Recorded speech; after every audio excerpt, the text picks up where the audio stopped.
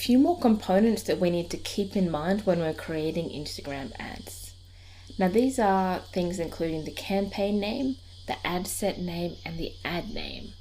So while these don't mean a lot to you now, this is going to be very helpful when we start setting up this ad in Power Editor. Every ad needs to sit within an ad set, and every ad set needs to sit within a campaign. So this could be very useful if you're coming up with an entire series of Christmas ads and you all want them to have similar properties to each other and they're all targeting the same audiences. However, if you're creating an individual ad or a series of individual ads that all have different audiences, you'll want them each to have a unique ad name, ad set name, and campaign name. When I'm creating my campaign names, I like to keep it actually pretty descriptive so I know exactly what it's about. I'll put something definitive like the name of the campaign, so in this case I call it Space Dog. I'll use the word campaign in the campaign just to keep it nice and unique, and I'll also put the date in there.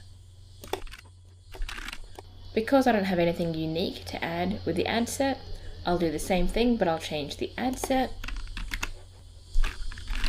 And I might do the same thing with the ad name, where I mention that it's an Instagram ad and the date.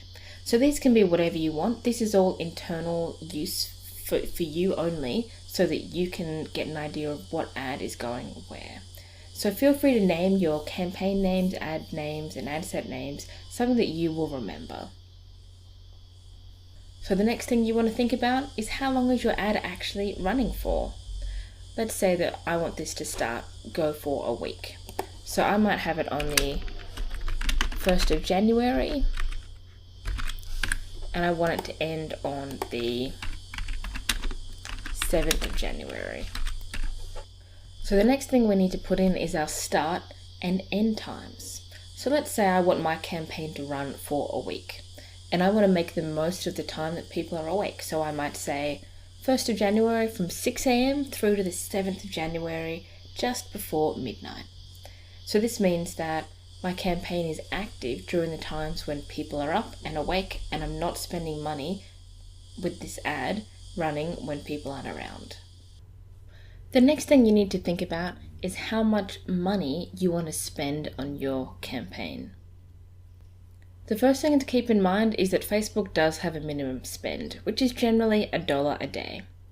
So if your campaign goes for a week, consider that you need to spend at least a minimum of $8. The other thing you should check for in your account in Power Editor is whether your account is set to using US dollars or your local currency. If you're not in the United States, you might find it a bit more challenging if you need to convert your currency first, but make sure you have a look to see what currency your Facebook account is set to. If your account is set to US dollars, just pop onto Google and do a currency conversion to see how much money you're actually spending in your local currency. You don't want to think you're spending $8 and you're really spending $18. So keep in mind the currency settings that your Facebook account is set to when you're setting up your campaign. The next part is targeting. Now this is something that you can play with a bit more when you're in Power Editor, but it's good to have a think about before you actually get into it, because it's easy to get excited and target really broadly. So for example, with this ad, I want to target it just to Australia.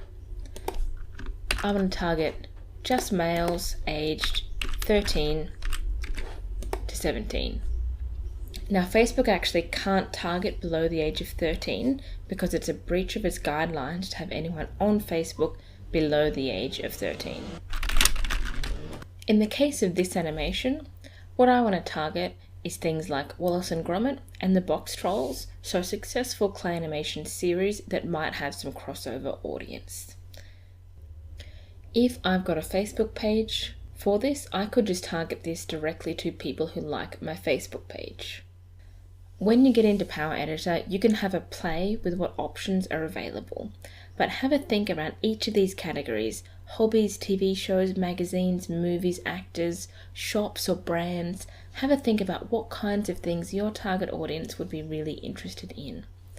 Don't forget to use Facebook Open Graph Search if you'd like to know more about your demographic and you'd like some ideas. However, it's recommended to spend a small amount and test different audiences and different interests and see what resonates. Once you've got a good idea of which audience resonates the most with your product, you can serve more ads to them more effectively.